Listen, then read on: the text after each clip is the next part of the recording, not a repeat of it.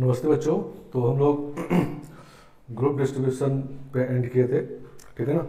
और group distribution में एक फॉर्मूला था, नहीं, जब डिफरेंट ऑब्जेक्ट को डिफरेंट बॉक्स में रखते हैं और एम्प्टी बॉक्स अलाउड नहीं होता है, और order inside the box is not important, ठीक है ना। तो एक फॉर्मूला था r का पावर n, ठीक है ना, और ये था, इसको फिर से लिख लेते हैं।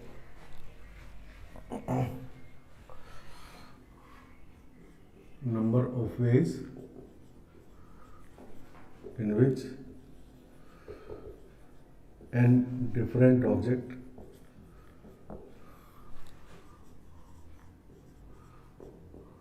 can be put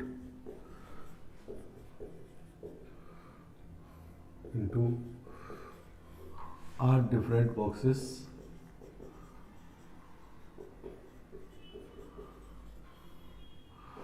order of object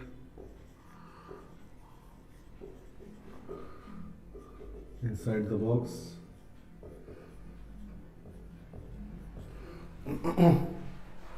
inside the box is not important.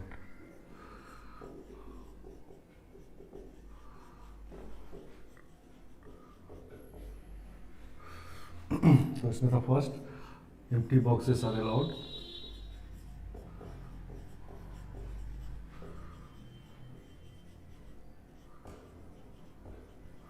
Empty box allowed है तो r का पावर n लिखे थे, नहीं, और बताए थे कि इसका उल्टा मतलब भी समझना है, ठीक है ना। r का पावर n का उल्टा मतलब क्या है? Number of ways in which n different object can be put into r different boxes when empty boxes are not allowed and order of object inside the box is not important, ठीक है ना। और दूसरे कहते हैं empty boxes are not allowed.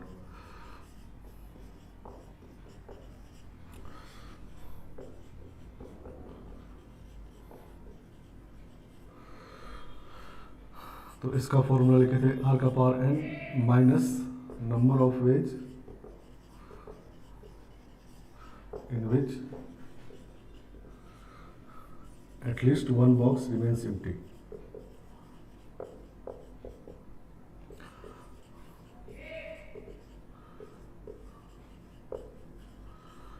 ठीक है ना। नो बॉक्स रिमेन्स एम्प्टी, ठीक है ना। एम्प्टी बॉक्स नॉट अलाउड मतलब कोई बॉक्स खाली नहीं बचना चाहिए। तो टोटल में से कम एक बॉक्स एम्प्टी हो, इसको सपरेट कर देंगे तो नो बॉक्स रिमेन्स एम्प्टी आ जाएगा। तो इसके लिए जो हम लोग फॉर्मूला लिखे थे वो था r का power n minus rc1 r minus 1 का power n minus rc2 r minus 2 का power n plus rc3 r minus 3 का power n and so on rc r minus 1 का पावर n, ठीक है ना। अल्टरनेट प्लस माइनस में है, ठीक है ना। तो क्वेश्चन था कि ये कैसे आया, नहीं, इसको कहते हैं प्रिंसिपल ऑफ इंक्लूजन एक्सक्लूजन, ठीक है ना। तो inclusion exclusion principle,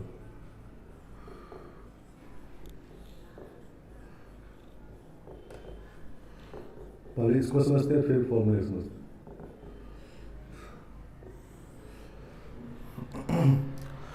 inclusion exclusion principle क्या होता है, तो पहले इसको समझते हैं तब ये बात समझ में आएगा कि प्लस माइनस क्यों। इंक्लूजन मतलब इंक्लूड करना, एक्सक्लूजन मतलब एक्सक्लूड करना, ठीक है ना, समझ गया।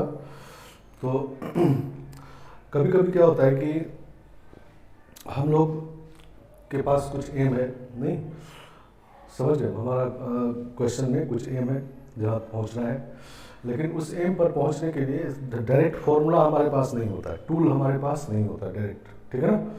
तो जो टूल हमारे पास होता है उसको जब यूज़ करते हैं तो हम लोग जितना एम पे पहुंचने के लिए करना चाहिए उससे ज़्यादा कर जाते हैं, ठीक है ना, समझ में। कभी कभी हमारे पास जो हमारा एम होता है उस एम पे पहुँचने के लिए कोई सटीक एग्जैक्ट टूल नहीं होता हमारे पास, ठीक है ना, या फॉर्मूला नहीं होता। तो हमारे पास जो फॉर्मूला होता है उसको जब यूज़ करते हैं तो हम लोग जितना चाहिए था उससे ज़्यादा कर जाते हैं, ठीक है ना। और तब हमको अब कुछ सब्ट्रैक्ट करना होगा उसमें से, नहीं, तभी फिर एम पे आएंगे। तो सब्ट्रैक्ट करने के लिए वो फिर डायरेक्ट फॉर्मूला नहीं है, सटीक टूल नहीं है हमारे पास, ठीक है ना। तो जो टूल हमारे पास होता है उसको जब यूज़ करते हैं तो हम लोग ज़्यादा सब्ट्रैक्ट कर देते हैं फिर, ठीक है ना। नहीं, सब्ट्रैक्ट हमको करना था तो, लेकिन जो फॉर्मूला हमारे पास होता है उसको यूज़ करने से ज़्यादा सब्ट्रैक्ट हो जाता है, तो ज़्यादा सब्ट्रैक्ट हो गया तो फिर हम लोग कुछ ऐड करेंगे, तो फिर ऐड करने टाइम फिर वही बात होता है कि हमारे पास एग्जैक्ट नहीं तो जो यूज़ करते हैं उससे ज़्यादा ऐड हो जाता है, फिर सब्ट्रैक्ट करते हैं, ऐड सब्ट्रैक्ट नहीं, मतलब इंक्लूड एक्सक्लूड करते हैं इसमें, ठीक है ना। तो वही काम यहाँ पर किया गया है, पहले इंक्लूड किया गया मतलब ऐड किया गया, फिर ज़्यादा ऐड हो गया तो सब्ट्रैक्ट किया गया, फिर ऐड हुआ नहीं, तो पहले तो ये समझना है कि ऐड सब्ट्रैक्ट किया गया है, नहीं समझ गया। अब इसका सबसे अच्छा एग्जांपल समझने के लिए है यूनियन वाला फॉर्मूला, नहीं, मान लो हम लोग लिखते हैं एन ए यूनियन बी, नहीं, तो हमको पता होता है एन ए और एन बी, तो एन ए प्लस एन बी जब करते हैं तो जितना चाहिए था उससे ज़्यादा हो जाता है, नहीं, तो फिर माइनस करते हैं एन ए इंटरसेक्शन बी, नहीं, ये फॉर्मूला शायद सबको पता होगा, नहीं, वेन डायग्राम से है ये वेन डायग्राम है सैंपल स्पेस, इसमें ये ए है सेट, ये बी है सेट, नहीं समझ गया। तो मान लेते हैं ये जो खाली ए वाला है रीजन है, नहीं, ये 1 है, बी वाला खाली जो है ये 2 है और ये दोनों वाला 3 है, तो एन ए यूनियन बी मतलब हमको 1, 2 और 3 चाहिए, ठीक है ना, सही ना, एक बार 1 एक बार 2 और एक बार 3 चाहिए, ठीक है ना।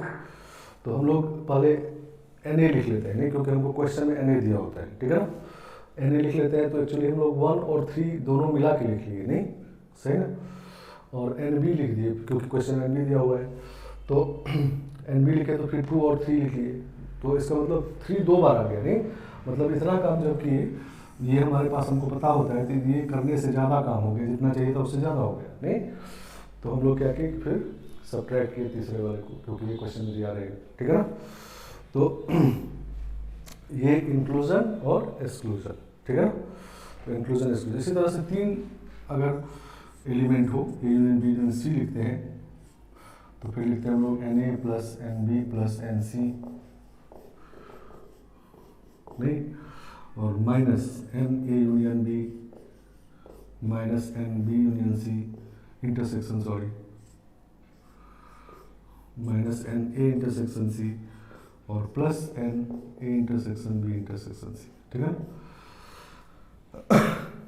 ऐसा लिखते हैं, नहीं।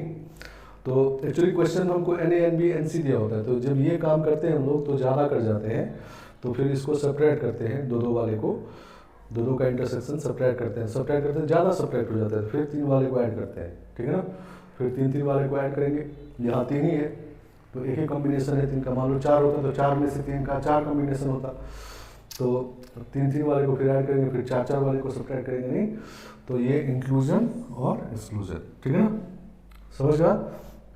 तो इंक्लूजन एक्सक्लूजन अब शायद समझ में आ गया होगा कि इंक्लूजन एक्सक्लूजन का पर्पस क्या होता है, ठीक है ना, क्या होता है ये समझ गया। तो हमारे पास हमारा जो एम होता है ये निकालना, ये निकालना, तो इसके लिए कोई डायरेक्ट फॉर्मूला नहीं होता, क्वेश्चन में हमको ये सब दिया होता है, नहीं, तो जब ये काम करते हैं हम लोग तो ज़्यादा कर जाते हैं, तो फिर एम पे पहुंचने के लिए कुछ सब्ट्रैक्ट करना होता है, फिर सब्ट्रैक्ट करने के लिए डायरेक्ट हमको नहीं दिया होता है कुछ, तो हम लोग जो सब्ट्रैक्ट करते हैं वो ज़्यादा सब्ट्रैक्ट हो जाता है, फिर ऐड करते हैं, फिर सब्ट्रैक्ट करते हैं, फिर ऐड करते हैं, नहीं, तो इंक्लूजन एक्सक्लूजन हो गया, ठीक है ना, समझ गया।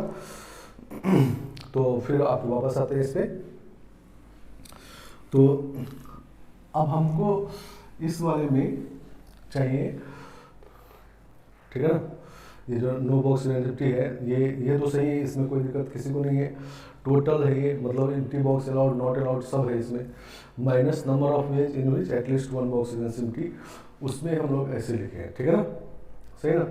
तो अब हमको ये एम करना है, हमारा number of ways in which at least 1 box is empty, ये निकालना है हमको, लेकिन इसके लिए हमारे पास कोई टूल नहीं है, ठीक है ना, सही ना, हमारे पास ये फॉर्मूला है, ठीक है ना, इसका मतलब तो पता ही है कि n डिफरेंट ऑब्जेक्ट को 8 डिफरेंट बॉक्स में रखेंगे और एम्प्टी बॉक्स अलाउड है, ठीक है ना, सही ना,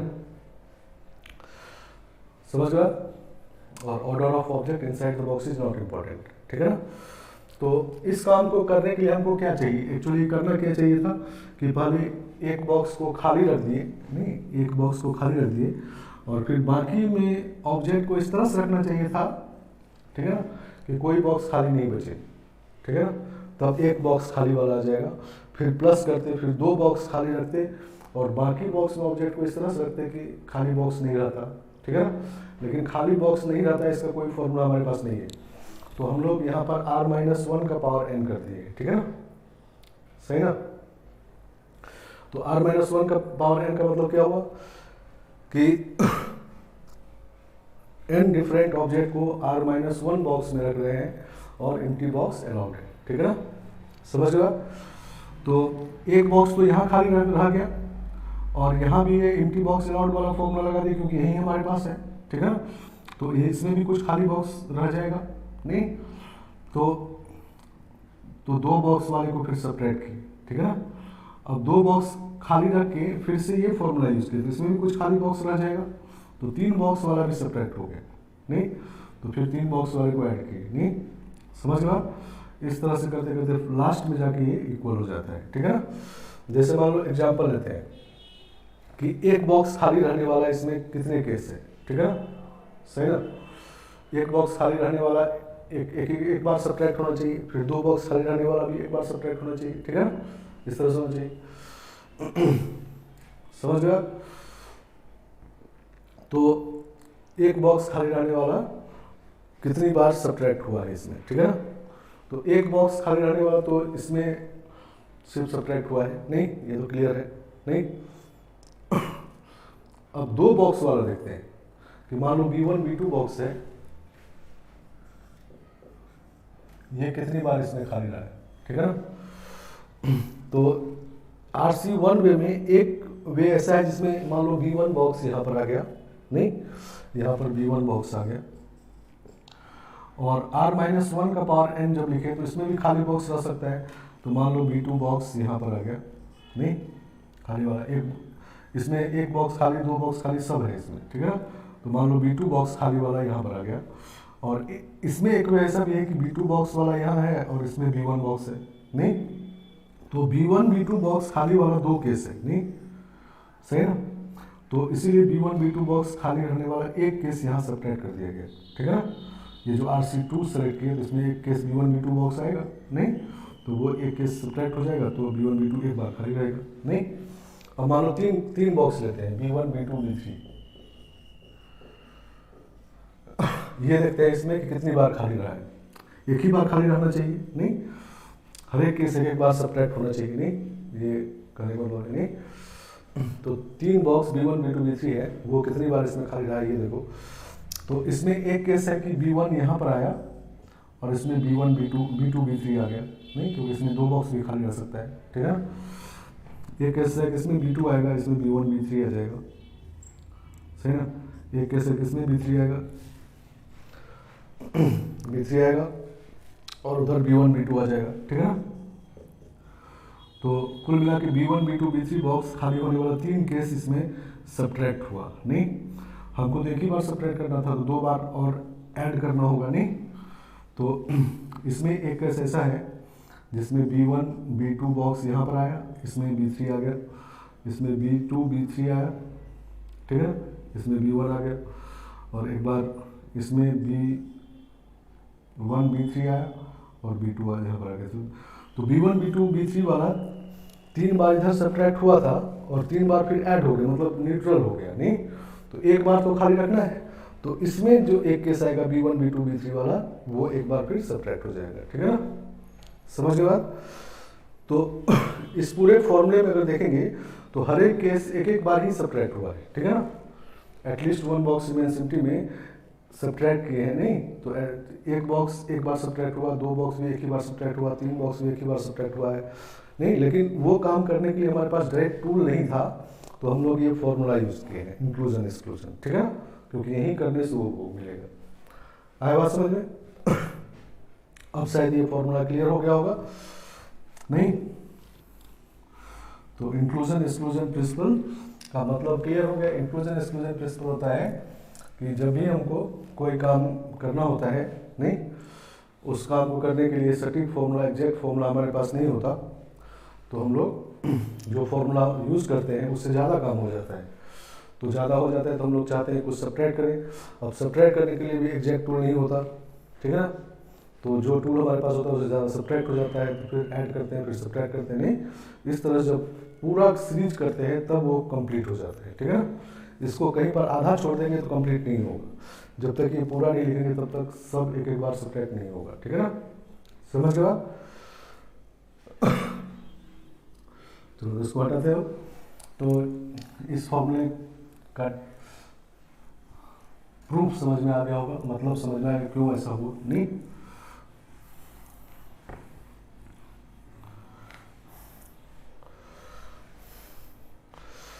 तो अब आते हैं एक नेक्स्ट टॉपिक, लास्ट टॉपिक होता है डीअरेंजमेंट। डीअरेंजमेंट, ठीक है ना।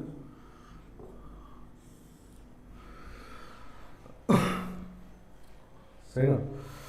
डीअरेंजमेंट क्या होता है कि हमारे पास कुछ ऑब्जेक्ट होते हैं, ठीक है ना, समझ गया, और उसके कॉरस्पॉन्डिंग कुछ प्लेसेस होते हैं, ठीक है ना, समझ गया। हर एक ऑब्जेक्ट का कॉरस्पॉन्डिंग प्लेस होता है, पहले तो n डिफरेंट ऑब्जेक्ट होता है और उसके कॉरस्पॉन्डिंग प्लेसेस होते हैं, और उस ऑब्जेक्ट को प्लेस पर रखना है। अगर विदाउट एनी रिस्ट्रिक्शन रखेंगे तो फैक्टोरियल n वे में रखेंगे, नहीं सही ना, अरेंजमेंट करेंगे तो फैक्टोरियल वे, लेकिन इसमें रिस्ट्रिक्शन होता है, डीअरेंजमेंट मतलब रिस्ट्रिक्शन। तो कैसा रिस्ट्रिक्शन होता है ये समझते हैं। तो late O1, O2, O3, ON are n different object,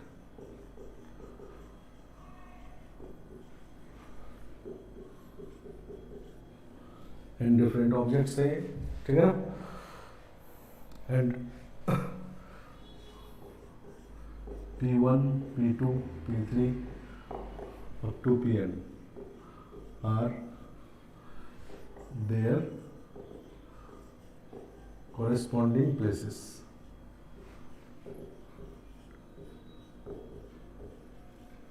Places respectively. मतलब O1 का प्लेस P1 है, O2 का प्लेस P2 है, O3 का प्लेस P3 है, नहीं इस तरह से प्लेसेस है, ठीक है ना। तो फर्स्ट है number of veg in which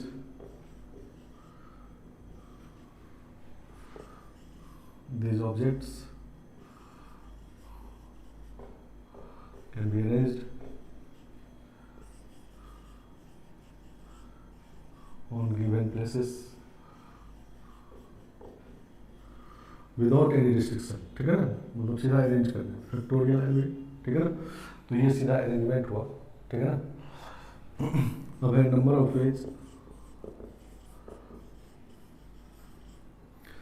in which all objects goes to its corresponding places.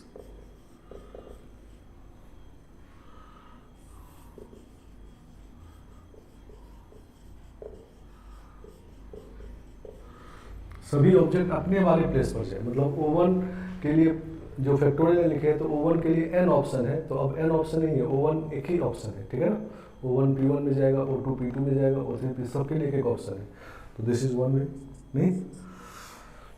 तो सभी ऑब्जेक्ट अपने वाले प्लेस पर जाए, इसके एक तरीके हैं, ठीक है ना। तीसरा number of ways in which at least one object goes to wrong place.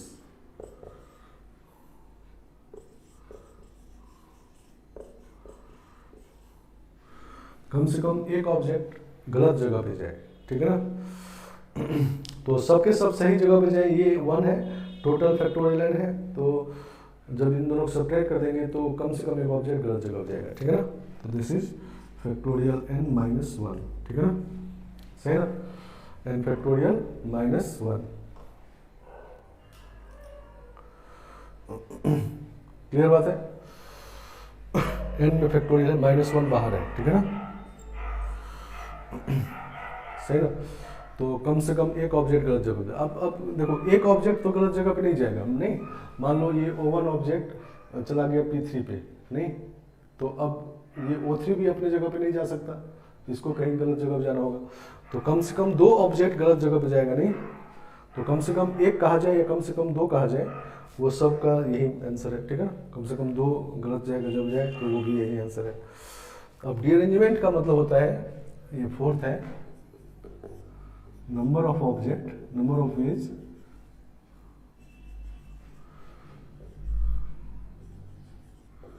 in which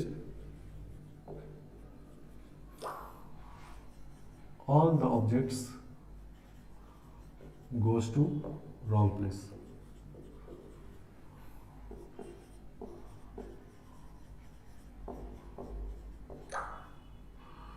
ठीक है ना, इसी को कहते हैं रीअरेंजमेंट।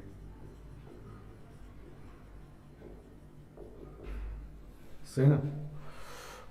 तो रीअरेंजमेंट का मतलब क्या समझ गए कि हमारे पास n डिफरेंट ऑब्जेक्ट होते हैं, उसके कोरस्पॉन्डिंग n प्लेसेस होते हैं, और ऑब्जेक्ट को प्लेस पर इस तरह से रखना होता है कि कोई भी ऑब्जेक्ट अपने वाले प्लेस पर नहीं जाए, ठीक है ना, सभी के सभी गलत जगह पे जाए, सभी के सभी, कोई भी ऑब्जेक्ट अपने वाले प्लेस पर नहीं जाए, तो उसको कहती है रीअरेंजमेंट, ठीक है ना।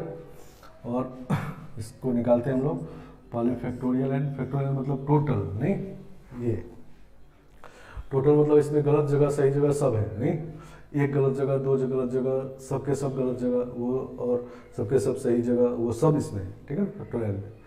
तो factorial n minus number of ways in which at least one object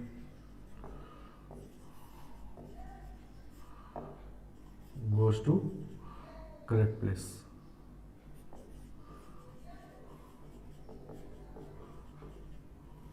ठीक है ना। ये भी लगभग उसी तरह से है कि जैसे r का पावर n माइनस करके लिखे थे, तो number of ways in which at least one object goes to correct place. तो कम से कम एक ऑब्जेक्ट भी करेक्ट प्लेस पे जाए, इसको सब्ट्रैक्ट कर लेंगे तो कोई भी ऑब्जेक्ट सही प्लेस पे नहीं जाएगा, ठीक है ना, सही ना। तो अब इसको करने के लिए हम लोग ऐसे करते हैं, फैक्टोरियल n माइनस NC1, पहले एक ऑब्जेक्ट को सेलेक्ट करके करेक्ट प्लेस पे रख दिया 1 में से, नहीं, और बाकी n-1 ऑब्जेक्ट को रखते हैं इस तरह से फैक्टोरियल n-1 में, ठीक है ना, सही ना। फिर NC2 फैक्टोरियल n-2, ठीक है ना, plus NC3 factorial n-3 and so on NCn factorial 1, ठीक है ना, फैक्टोरियल 0। सही ना, मतलब at least one object goes to correct place में क्या करना चाहिए था हम लोगों को कि एक ऑब्जेक्ट को करेक्ट प्लेस पे रख दिए NC1 में। अब बाकी n-1 ऑब्जेक्ट को इस तरह से रखना चाहिए था कि कोई भी करेक्ट प्लेस पे नहीं जाए, ठीक है ना। फिर प्लस 2 ऑब्जेक्ट को करेक्ट प्लेस पे रख के बाकी को रखना चाहिए था, नहीं, लेकिन अब बाकी को करेक्ट प्लेस पे रखने का हमको बाकी को करेक्ट प्लेस पे नहीं रखने का फॉर्मूला हमारे पास नहीं है, ठीक है ना। तो हम लोग फिर से ये यूज कर दिए। इसका मतलब क्या है कि n-1 डिफरेंट ऑब्जेक्ट को अरेंज किए, नहीं, सही ना, अरेंज किया तो इसमें से भी हो सकता है कुछ करेक्ट प्लेस पे चला जाए, नहीं, हम लोग एक को करेक्ट प्लेस पे रखे थे और ये फॉर्मूला यूज करते थे, इसमें से भी कुछ करेक्ट प्लेस पे जाएगा, रॉन्ग प्लेस पे जाएगा, सब है इसमें, नहीं, तो 2 वाला भी इसमें आ गया, तो 2 वाले को फिर सब्ट्रैक्ट किए तो 3 वाला भी सब्ट्रैक्ट हो गया होगा, 3 वाले को ऐड किया, नहीं, तो ये भी इंक्लूजन एक्सक्लूजन फॉर्मूला उसी तरह से है, नहीं। इसमें भी आप किसी भी 2 ऑब्जेक्ट को देखेंगे कि कितनी बार करेक्ट प्लेस पे गया है तो एक ही बार जाएगा, ठीक है ना, सही ना। तो ये भी उसी तरह का इंक्लूजन एक्सक्लूजन फॉर्मूला है, एटलीस्ट 1 वाला बात जब भी हो और एग्जैक्ट फॉर्मूला हमारे पास नहीं हो तो हम लोग इंक्लूजन एक्सक्लूजन लगाते हैं, ठीक है ना। यूनियन वाला फॉर्मूला ए यूनियन बी का ही मतलब होता है एटलीस्ट वन ऑफ ए और बी, ठीक है ना। तो वहाँ भी वही बात है, एटलीस्ट वन ऑफ ए और बी, ठीक है ना, या तो ए या तो बी या दोनों, ठीक है ना। तो उसके लिए हमारे पास डायरेक्ट फॉर्मूला नहीं है तो हम लोग इंक्लूजन एक्सक्लूजन लगाए, ठीक है ना। तो इसको जब सिंप्लीफाई करेंगे तो ये होगा फैक्टोरियल n माइनस NC1 का मतलब होता है factorial n by factorial n-1 factorial 1, नहीं, ऐसा, ठीक है ना। NC1 का ये मतलब माइनस 2 मतलब factorial n, factorial 2, factorial n minus 2, factorial n-2 यहाँ पर, and so on, n factorial y, n factorial 0 factorial n factorial 0 factorial, ठीक है ना। तो इसमें से ये कैंसिल हो गया, सही ना।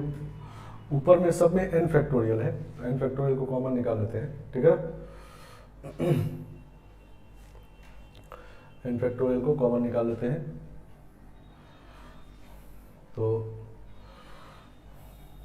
ये ऐसा हो जाएगा फैक्टोरियल n ब्रैकेट में यहाँ 1 बचेगा माइनस 1/1 फैक्टोरियल, क्योंकि n फैक्टोरियल तो बाहर निकाल लिया ना, यहाँ भी n फैक्टोरियल बाहर निकालेंगे तो 1/2 factorial minus 1/2 factorial plus minus minus ये प्लस हो जाएगा, सही ना।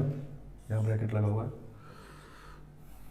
फिर माइनस 1/3 फैक्टोरियल और अल्टरनेट प्लस माइनस करते हुए लास्ट में 1, ये n फैक्टोरियल तो बाहर आ गया, 1/n फैक्टोरियल, सही ना।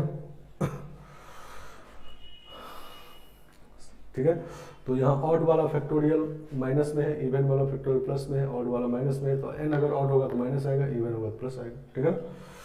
तो this is number of ways, ये नंबर ऑफ वेज क्या है, in which all the object goes to wrong places, ठीक है ना, सही ना।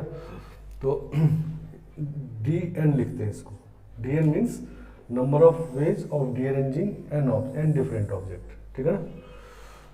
और डीअरेंजिंग का मतलब क्या होता है, क्लियर है। डीअरेंजमेंट का मतलब क्या है कि n ऑब्जेक्ट को n प्लेसेस पर रखना है और कोई भी ऑब्जेक्ट अपने वाले प्लेस पर नहीं जाए, ठीक है ना।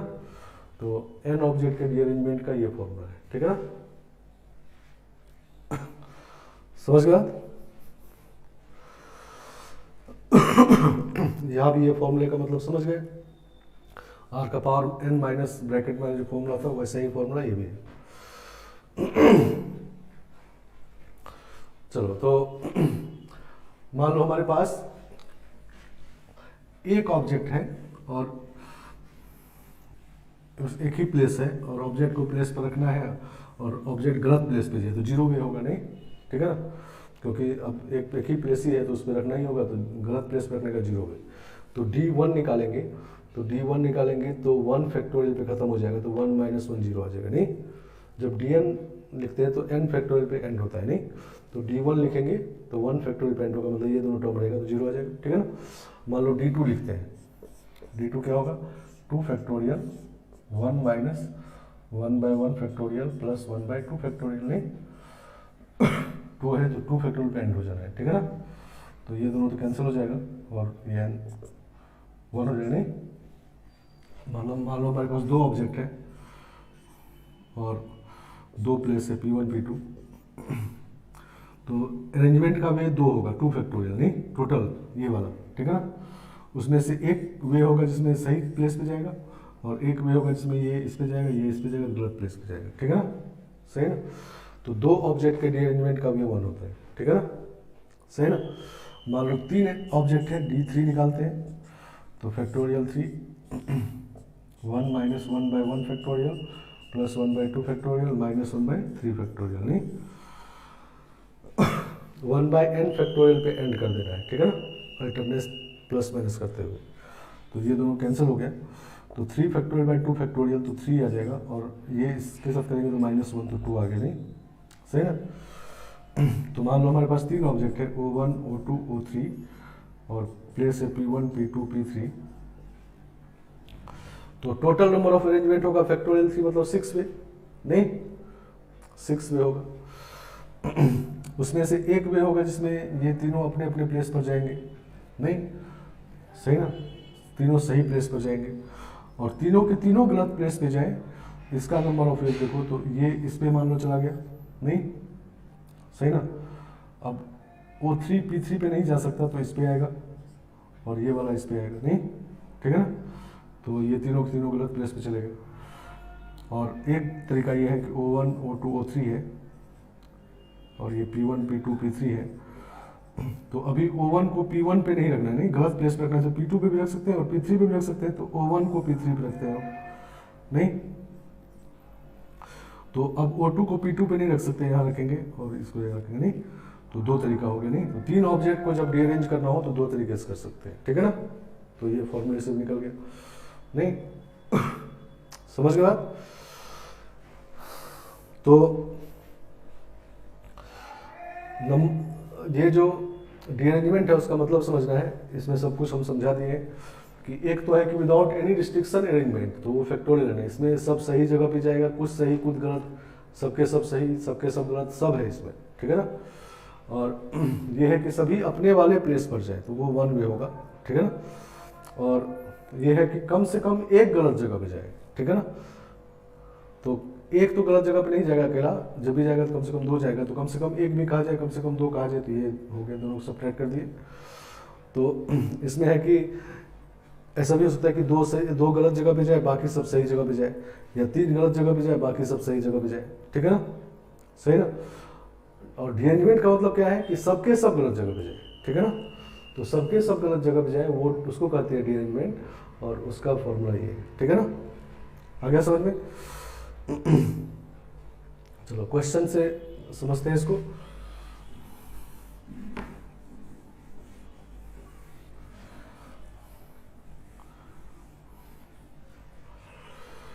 इसको डाल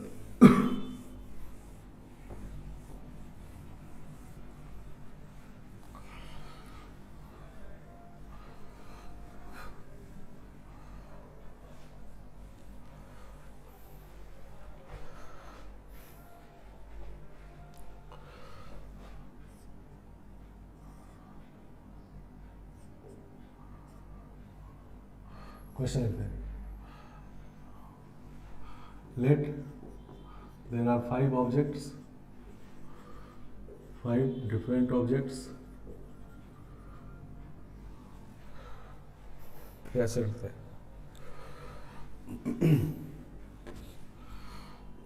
In how many ways?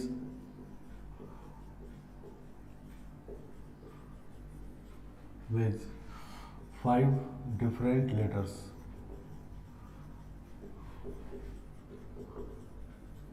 Five different letters, letter मतलब चिट्ठी, ठीक है ना। Can be put into five addressed envelope,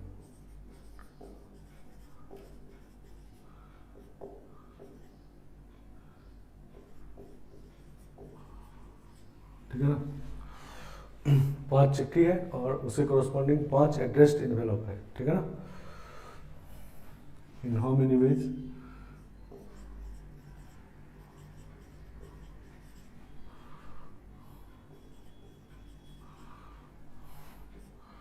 letters can be put into the envelope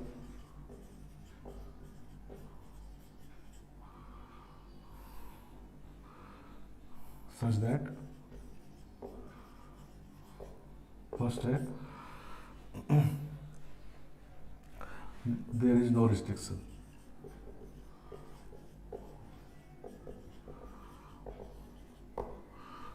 ठीक है ना, कोई रिस्ट्रिक्शन नहीं है, किसी को कहीं रख देना है, ठीक है ना। तो फैक्टोरियल 5 है, ठीक है ना। फैक्टोरियल 5 है 120 नहीं, such that all the letters goes to their corresponding envelope,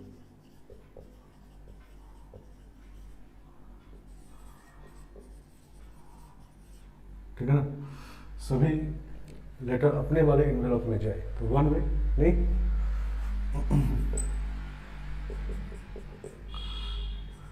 at least one letter goes to wrong envelope,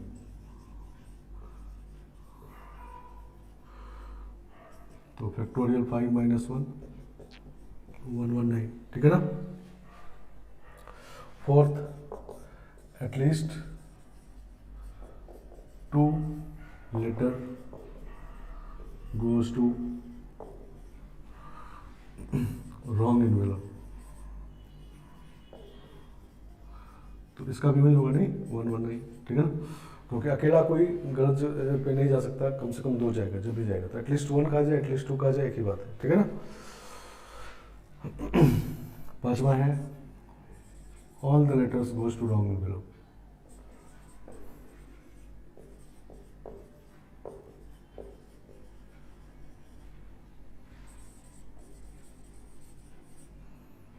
ठीक है ना, तो दिस इज D5, नहीं सही ना, सबके सब गलत जगह पे जाए, ठीक है ना, तो D5 मतलब factorial 5, 1 minus 1/1 factorial plus 1/2 factorial minus 1/3 factorial plus 1/4 factorial minus 1/5 factorial, ठीक है ना, फैक्टोरियल है सब, ठीक है ना, ये तो कैंसिल ही हो जाता है, तो ये हो जाएगा 60, नहीं 3 फैक्टोरियल तो 20 हो जाएगा ये, और 4 फैक्टोरियल मतलब 5 और 1 हो जाएगा, नहीं सही ना, तो ये हो गया 40 और प्लस 4 44, ठीक है ना, तो 5 ऑब्जेक्ट को रीअरेंज करने का 44 वेज होता है, ठीक है ना, सही ना, तो 44 डिफरेंट वेज से 5 लेटर को इन्वेलप में इस तरह से रख सकते हैं कि सब के सब गलत इन्वेलप में जाए, ठीक है ना।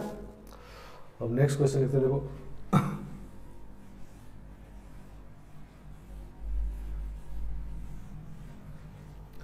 6th number, exactly 2 letter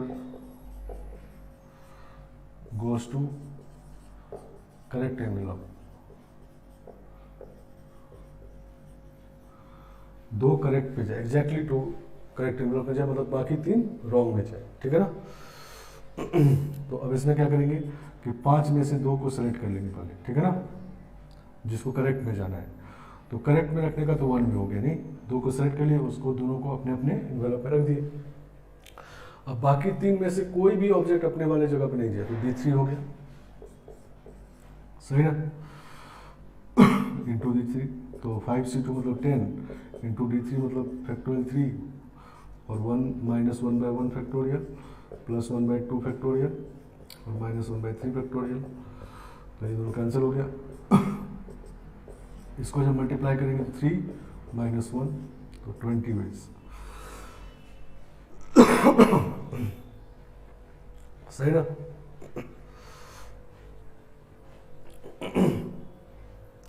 clear बात है। तो इस तरह से हम लोग अलग अलग क्वेश्चन सॉल्व करेंगे, लेकिन रीअरेंजमेंट का मतलब है ये वाला, कोई भी अपने गलत जगह पे नहीं जाए, ठीक है ना। चलो एक और क्वेश्चन लिखते हैं,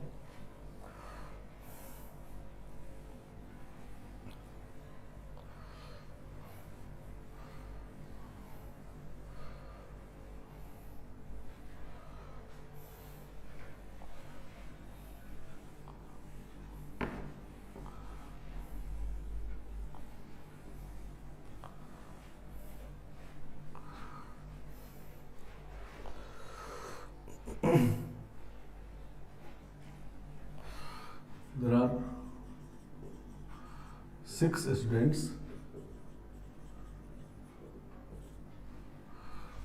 S1, S2, S3, S4, S5, S6,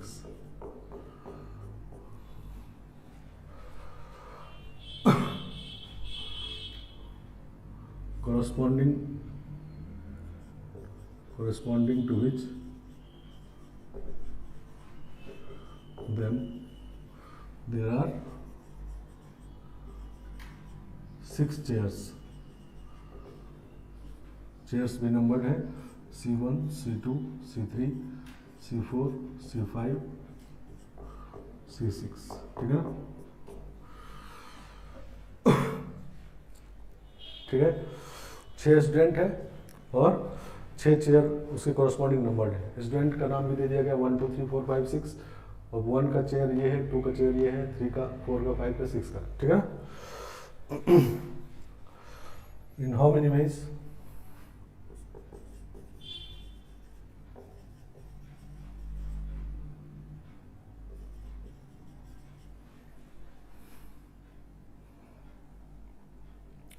student can be seated on the chairs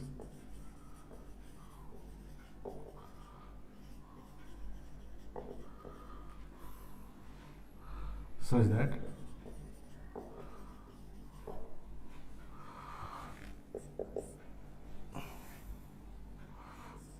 all the student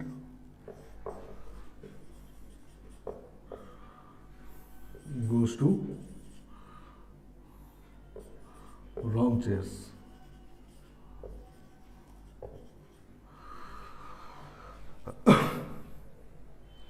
सभी स्टूडेंट गलत जगह पे जाए तो D6 हो गया नहीं, D6 मतलब factorial 6, 1 minus 1/1 factorial, 1/2 factorial, minus 1/3 factorial, plus 1/4 factorial, minus 1/5 factorial, plus 1/6 factorial, ठीक है ना।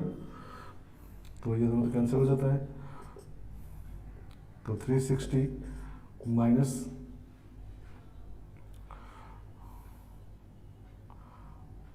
120 नहीं, इसको वैसे करेंगे और 4 फैक्टोरियल कैंसिल, 6 5 30 हो जाएगा ये, और -6 + 1, ठीक है ना। तो 240 और प्लस 25 265 हो गया नहीं, सही ना। अब सेकंड लिखते हैं, all the student goes to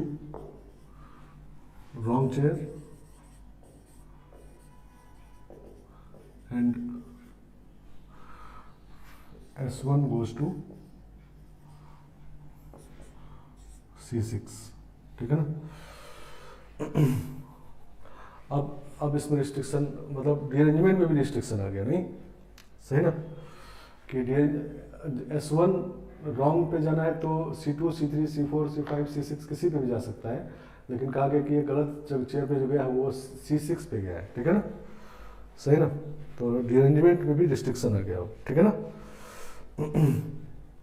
तो देखो हमारे पास ये स्टूडेंट है S1 S2 S3 S4 S5 S6 नहीं, अब ये C6 पे जा चुका है नहीं, ठीक है ना, C6 पे जा चुका है, और इधर जो बच गया है वो है C1 C2 C3 C4 C5 नहीं। तो ये तो जा चुका है, 5 ऑब्जेक्ट को इस तरह से रखना है कि सब कोई भी अपने वाले प्लेस पर नहीं जाए, ठीक है ना। तो पहले हम लोग एक केस बनाते हैं कि S6 जो है, मतलब ये C6 S6 का चेयर है, ठीक है ना। तो S6 पे केस बनाते हैं कि एक तो ये C1 पे नहीं जाए, ठीक है ना, तो C1 पे नहीं जाए तो बाकी 4 में से कहीं भी जाएगा नहीं, सही ना, ठीक है। S1 बाकी 4 में से कहीं भी जाएगा, ठीक है ना। और दूसरा केस बनाएंगे कि S6 जो है वो C1 पे चला जाए, ठीक है ना, समझ गया।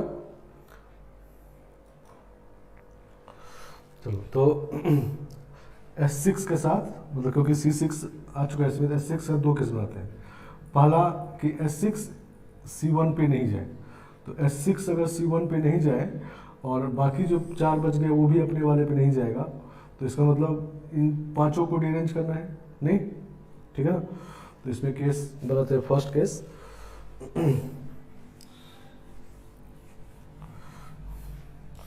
तो case 1 when S6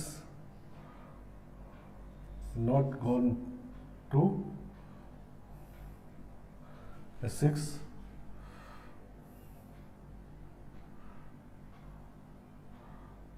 not take the chair as C1,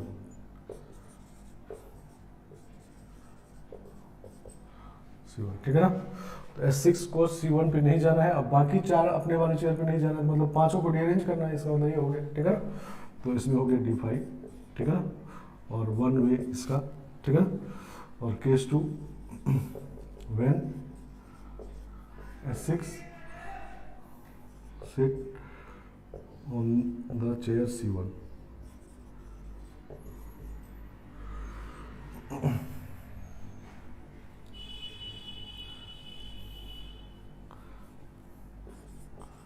when S6 take the chair C1.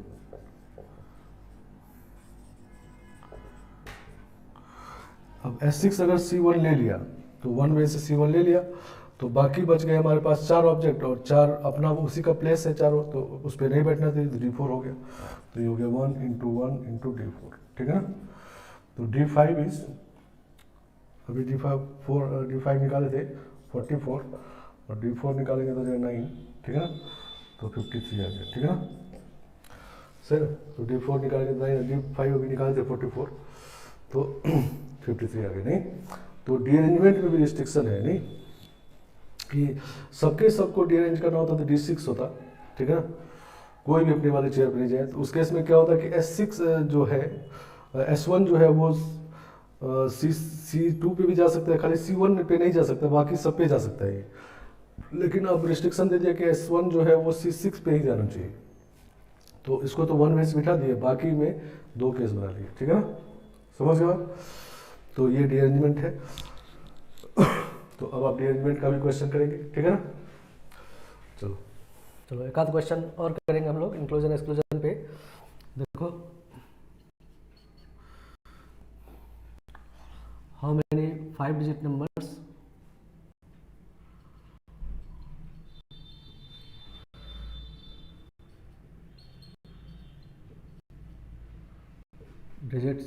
digit numbers can be formed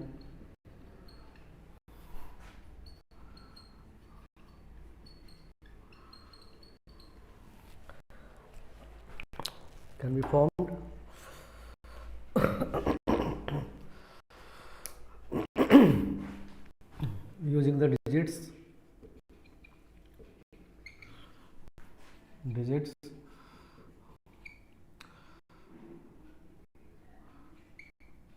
2 3 4 5, सही ना। 2 3 4 5 से मिला के नंबर ऑफ 5 डिजिट नंबर बनाना है, इन विच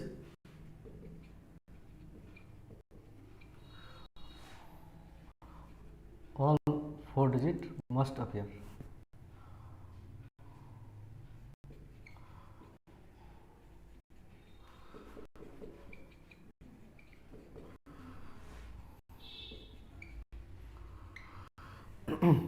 ठीक है ना। मतलब 2 3 4 5 से मिला के 5 डिजिट नंबर बनाना है, मतलब 4 डिजिट है और इसी से 5 डिजिट का नंबर बनाना है, मतलब रिपीटेशन अलाउड है। लेकिन उसके बाद रिस्ट्रिक्शन है, रिपीटेशन में भी रिस्ट्रिक्शन है कि ये चारों के चारों एक बार कम से कम आना चाहिए, ठीक है ना, समझ के बाद। तो इसको देखो इंक्लूजन एक्सक्लूजन करते हैं, ठीक है ना। तो समझो कि ये 2 3 4 5 जो है डिजिट, 4 डिजिट जो हमारे पास है, समझो ये बॉक्स है, डिफरेंट बॉक्स, ठीक है ना, 4 और 5, ठीक है ना। ये आपके डिफरेंट बॉक्सेस है, ठीक है ना।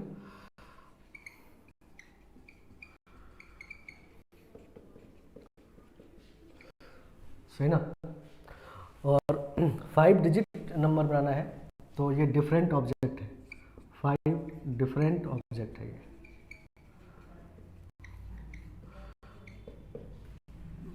डिफरेंट ऑब्जेक्ट क्यों करें, क्योंकि 5 डिजिट है तो यूनिट प्लेस पे होगा, 10th प्लेस पे होगा, 100th प्लेस होगा नहीं, तो ये सब डिफरेंट डिजिट है, तो इसलिए डिफरेंट ऑब्जेक्ट है।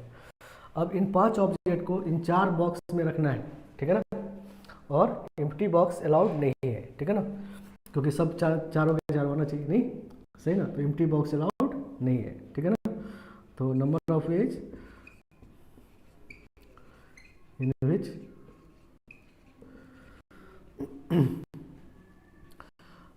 ठीक है ना, इसको रखना है, एम्प्टी बॉक्स अलाउड है, ठीक है ना। 5 different object can be put into 4 different boxes and empty box not allowed।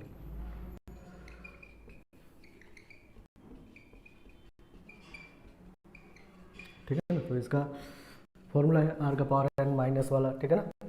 तो r मतलब नंबर ऑफ बॉक्सेस, तो 4 का पावर 5 माइनस 4c1, 3 का पावर 5 4c2 2 का पावर 5 प्लस 4c3 1 का पावर 5, ठीक है ना। समझ गया। तो ये आ गया नहीं, तो इसको कैलकुलेट करते हैं। तो ये 2 का पावर 10 हो गया तो 1024, और ये 3 का पावर 5 243 होता है, तो 4 इंटू 243 और माइनस 40 6 होता है, और ये 32 है, 6 इंटू 32 और प्लस 4c3 4 होता है, ठीक है ना। ये माइनस ये प्लस फिर ये वाला माइनस, ठीक है ना। चलो इसमें से 4 कॉमन ले लेते हैं, तो 4 कॉमन ले लेंगे तो इसमें से 4 कॉमन लेंगे तो बचेगा 256 और 243 और 8 6 48 -1, ठीक है ना। तो 4 टाइम्स यहाँ ये दोनों मिलके हो जाएगा 13 और प्लस 47, ठीक है ना। तो 60 हो गया ये, और 4 जा 240 आ गया नहीं। तो ये आ गया नहीं 240 वेज। तो ये ग्रुप डिस्ट्रीब्यूशन क्वेश्चन था नहीं। डिफरेंट ऑब्जेक्ट को डिफरेंट बॉक्स में रखना है, और बॉक्स के अंदर ऑर्डर का इंपॉर्टेंस नहीं है, बॉक्स के अंदर ऑर्डर का इंपॉर्टेंस नहीं है, ठीक है ना। मान लो हम 2 डिजिट जो 5 डिजिट है, 5 डिफरेंट ऑब्जेक्ट है, ये 5 डिजिट जो है, मान लो 2 डिजिट यहाँ रख दिए, 1th प्लेस वाला और 10th प्लेस वाला, तो इसका मतलब ये 2 बार आ गया नहीं, सही ना, 1th प्लेस पे और 10th प्लेस नहीं, ऐसे ही सारे केस है, ठीक है ना। तो ये वाला फॉर्मूला लगा दिया नहीं। अब जैसा हम लोग जानते हैं कि वेरिएबल साइज का ग्रुप जब बनाते हैं तो उसका एक तरीका होता है कि फिक्स साइज का केस बना लीजिए और उससे करिए, नहीं वो भी कर सकते हैं। तो इन 5 ऑब्जेक्ट को इन 4 बॉक्स में रखना है, ठीक है ना, सही ना। तो मतलब किसी एक में 2 रखना है, एम्प्टी बॉक्स अलाउड नहीं है, तो इसका मतलब किसी एक में 2 रखना है, ठीक है ना, समझ गए आप, किसी एक में 2 रखना है, तो कोई एक रिपीट होगा इनमें से, ठीक है ना। तो मान लेते हैं 4c1 में कोई एक रिपीट हो गया नहीं, तो 5 डिजिट हो गए, तो फैक्टोरियल 5 बाई फैक्टोरियल 2 हो जाएगा नहीं, 2 लाइक ऑफ 1 काइंड, ठीक है ना। तो 4c1 इज 4 और इंटू 120 बाई 2, तो 240 आ गया नहीं, तो ये भी आ गया। तो इस तरह से ग्रुप डिस्ट्रीब्यूशन पे आना, मतलब कोई भी जो हम लोग टॉपिक पढ़े हैं, थ्योरी पढ़े हैं, वो उसका जो लैंग्वेज है, क्वेश्चन का लैंग्वेज ऐसा एग्जैक्टली होना जरूरी नहीं है, ठीक है ना। क्वेश्चन में जो कहा जाए उसको वहाँ पर पकड़ के लाना है, ठीक है ना। परमुटेशन का है, सिलेक्शन का है, या ग्रुप डिस्ट्रीब्यूशन का है, ग्रुप डिस्ट्रीब्यूशन दोनों को मिला के, ठीक है ना। समझ गए आप। चलो एक और क्वेश्चन देखेंगे इसी तरह का।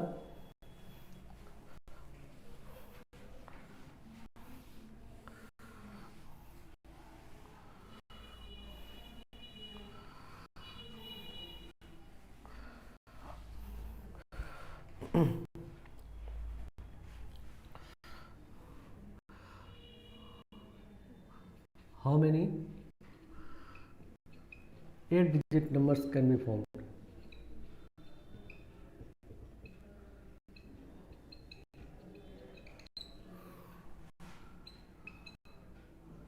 Formed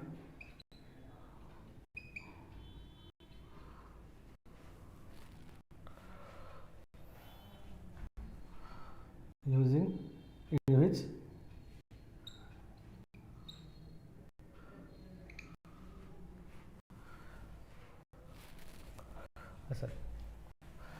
which does not contain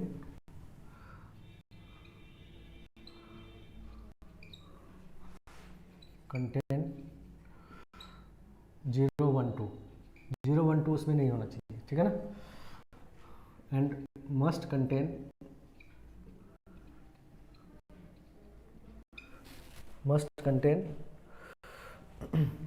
4 5 6 7, ठीक है ना। 4 5 6 7 होना ही चाहिए, ठीक है ना।